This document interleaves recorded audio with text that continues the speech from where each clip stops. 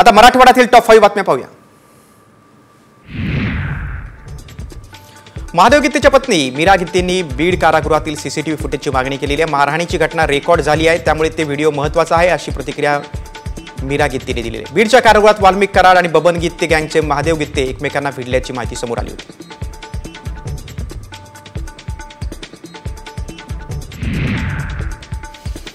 बीडच्या शिवाजीनगर परिसरामध्ये एका शाळकरी मुलीची छेड काढणाऱ्या नराधमाला पालकांनी चांगला चोप दिला आहे। गेल्या काही दिवसांपासून हा नराधम मुलीचा पाठलाग करत होता।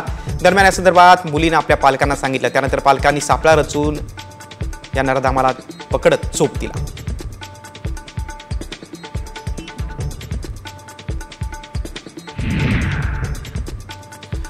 धाराशिव जिल्ह्यात मनाला चटका लावणारी घटना घडलेली आहे। निरोप समारंभाच्या कार्यक्रमातच भाषण करताना मुलीचा अंत झाला। धाराशिवमधील परंडा येथील शिंदे महाविद्यालयात ही घटना घडल्याचं समोर आलेलं आहे। निरोप समारंभाच्या कार्यक्रमातच विद्यार्थिनीचा मृत्यू झाल्यामुळे परंड्यात शोककळा पसरली।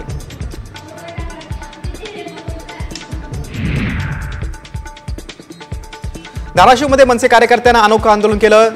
कर्जबाजारीपणामुळे हतबल झालेल्या शेतकऱ्यांची व्यथा मांडली। यावेळी मनसेच्या कार्यकर्त्यांनी शेतकऱ्यांचे अवयव विक्रीस काढल्याचं सांगत जिल्हाधिकाऱ्यांमार्फत मुख्यमंत्री देवेंद्र फडणवीस यांना निवेदन दिलं।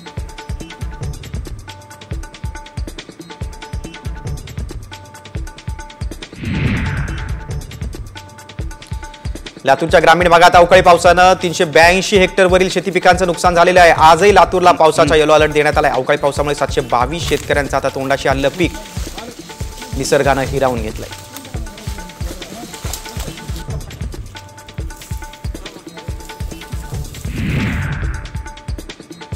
चैत्र पौर्णिमा यात्रेत भाविकांसाठी तुळजाभवानी मंदिर 22 तास खुलं राहणार आहे। 11 ते 15 एप्रिल दरम्यान चैत्र पौर्णिमा यात्रा असेल। यावेळी मंदिर रात्री 1 वाजता चरण तीर्थ पूजेनंतर खुलं करण्यात येईल आणि रात्री 10:30 ला प्रक्षाळ पूजेनंतर बंद होईल।